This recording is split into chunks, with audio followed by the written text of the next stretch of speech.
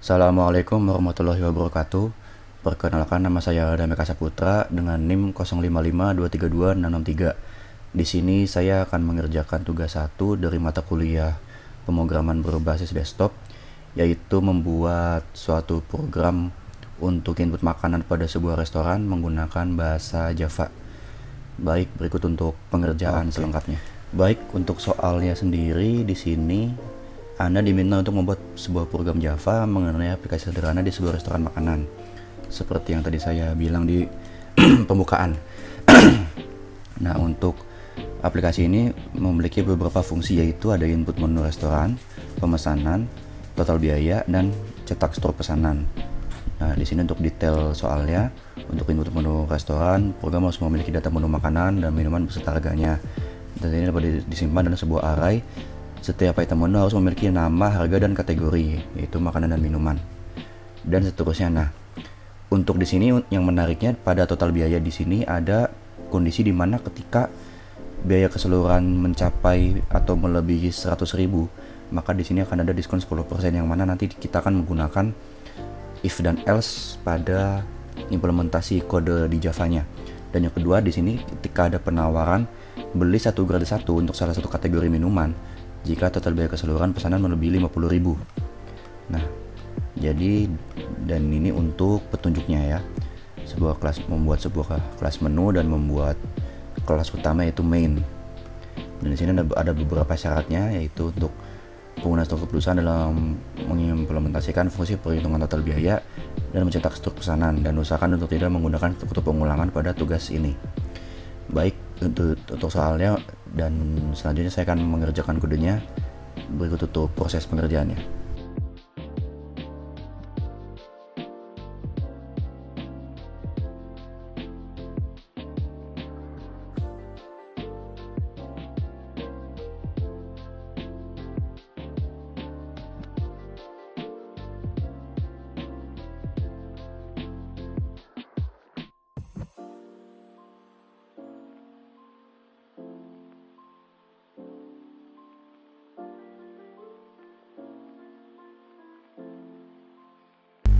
Oke, baik.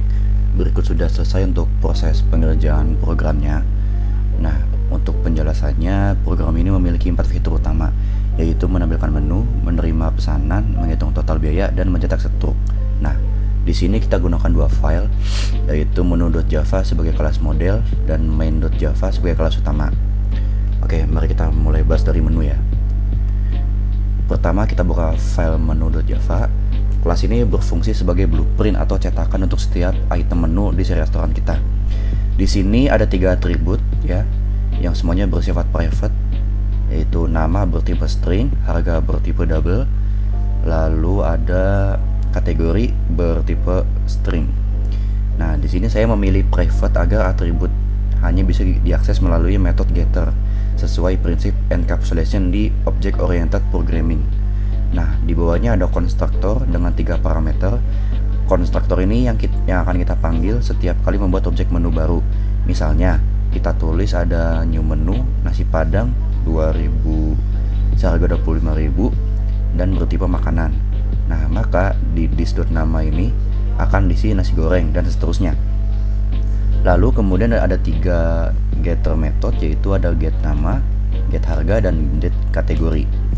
Nah, metode-metode ini akan digunakan oleh kelas main untuk mengambil nilai dari tiap atribut. Oke, sekarang kita akan masuk ke main.java. Nah, di dalam metode main, hal pertama yang akan kita lakukan adalah membuat array bernama daftar menu. Nah, mengapa array? Karena soal mewajibkan kita menggunakan array untuk mengelola data menu. Array ini menyimpan 8 objek menu, yaitu 4 makanan dan 4 minuman. Nah, setelah array diisi, kita manggil metode tampilkan menu, dan kita lempar array daftar menu sebagai argumen. Nah, di dalam metode ini, kita tampilkan menu dikelompokkan berdasarkan kategori. Karena tidak boleh menggunakan loop, nah di sini kita gunakan struktur if untuk mengecek kategori setiap indeks satu persatu. Misalnya, di sini if daftar menu 0, get kategori equals makanan, maka cetak nama dan harganya. Ini kita lakukan dari indeks 0 sampai 3 untuk makanan, lalu indeks 4 sampai 7 untuk minuman. Format tampilan menggunakan sistem out printf dengan format %-20s agar nama menu rata kiri dan rapih. Berikutnya adalah bagian pemesanan. Di sini kita siapkan 3 array paralel dengan ukuran 4, yaitu nama menu dipesan, jumlah dipesan, dan harga menu dipesan.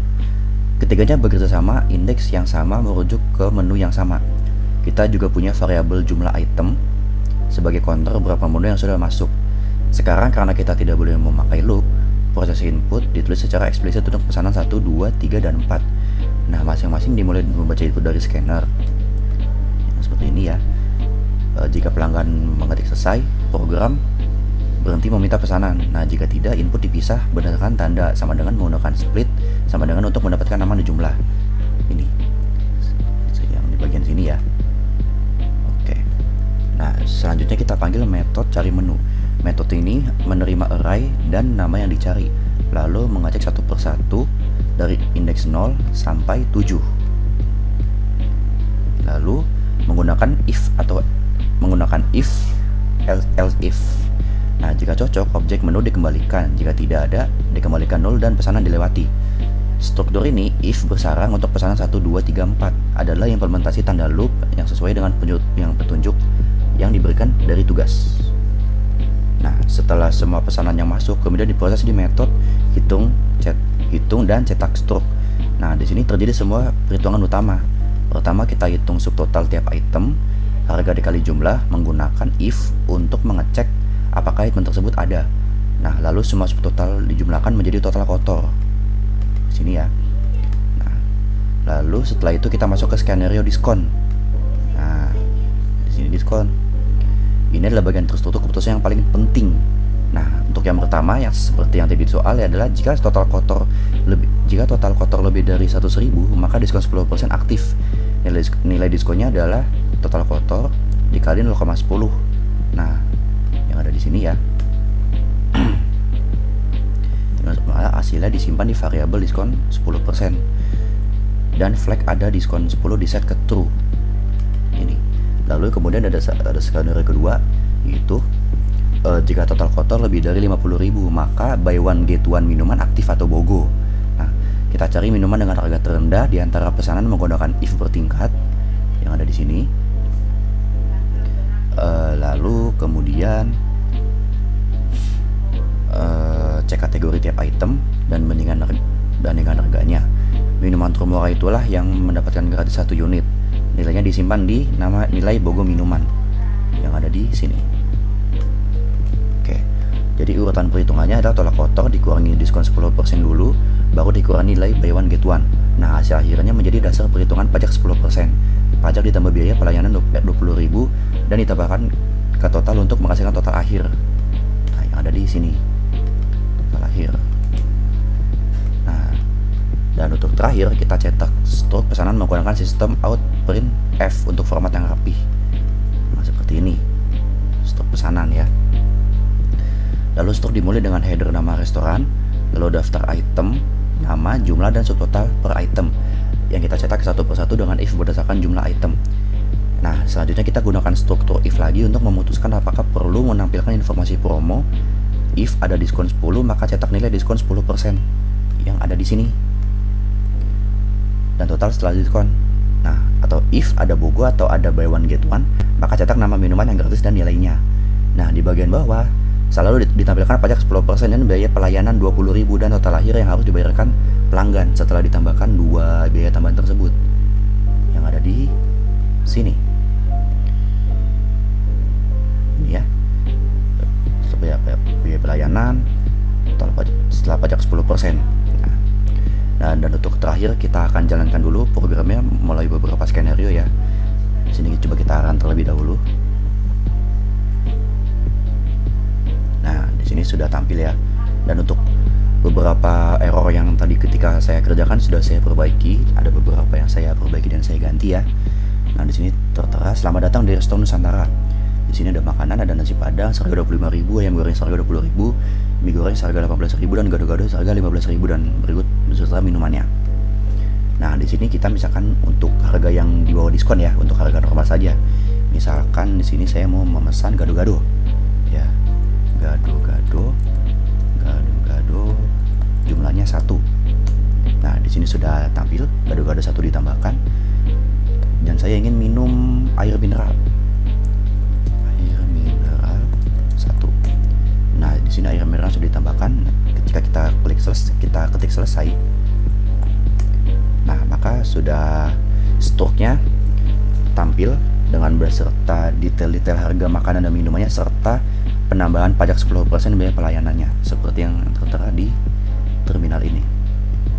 Itu untuk skenario apabila kita tidak mendapatkan harga diskon. Nah, bagaimana jika kita mengikuti skenario berdasarkan soal misalkan ketika di sini total melebihi 100.000. Di sini coba untuk pesan nasi padang 2, lalu ayam goreng 2 dan jus alpukat 2 ya. Di sini nasi padang 2, kemudian ayam goreng 2 dan jus alpukat 2. Nah, di sini kita ketik selesai. Nah, di sini untuk total kotor kan sudah mencapai 120.000 ya kan, yang dimana itu sudah mendapatkan promo buy one get one dan mendapatkan diskon 10%. Nah, di sini sudah ada perhitungannya ya. Untuk promo total 100.000 diskon 10%, total lebih dari 100.000 diskon 10%. Jadi setelah diskon 10% menjadi 108.000 dan juga mendapatkan diskon satu lagi, yaitu kan karena melebihi 50.000 mendapatkan buy one get one minuman, yang mana dikurangi dari harga minuman gratis tersebut, yang dimana jus alpukat itu satu harga 15.000. Dan setelah ditambahkan pajak 10% dan biaya pelayanan, hasilnya adalah 122.300. Nah, dan untuk skenario terakhir adalah apabila kita lebih dari 50.000 saja, ya tidak lebih dari 100.000. Jadi kita running lagi. Misalkan saya ingin memesan nasi padang 1. Maaf, di sini saya lupa menambahkan sama dengan programnya error ya.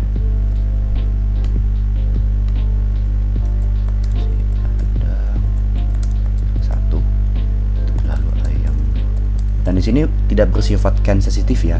Jadi kita mau memasukkan huruf kecil juga tidak masalah karena tidak bersifat case sensitif. Ayam padang, maaf, saya tidak fokus. Ayam goreng. Nah, di sini juga terlihat ya apabila kita tidak mengisi menu yang tidak seharusnya ada. Nah, di sini tampilannya seperti ini. Menu tidak ditemukan, pesanan 2 dilewati. Ayam goreng 1. Lalu terakhir es jeruk. Totalnya sudah berapa nih? 25.000, 20.000. Oke, kita es jeruk. Nah, di sini sudah mencapai 50.000 ya, sudah di atas 50.000, mendapatkan minuman gratis karena lebih dari 50.000, mendapatkan promo gratis 1 es jeruk dikurangi 10.000 dan hasilnya 45.000 beserta penambahan pajak 10% dan biaya pelayanan 20.000. Nah, oke, sekian untuk pengerjaan tugas 1 ini. Sudah selesai ya programnya. Terima kasih. Baik, sekian untuk pengerjaan tugas 1 mata kuliah pemrograman berbasis desktop. Bila ada kekurangan dan apabila ada yang ingin tambahkan, silakan disampaikan melalui komentar YouTube ataupun email ke email mahasiswa. Makasih Andi. Baik, sekian untuk pengerjaan tugas 1 mata kuliah pemrograman berbasis desktop sudah selesai. Apabila ada kekurangan mohon dimaafkan. Terima kasih. Wassalamualaikum warahmatullahi wabarakatuh.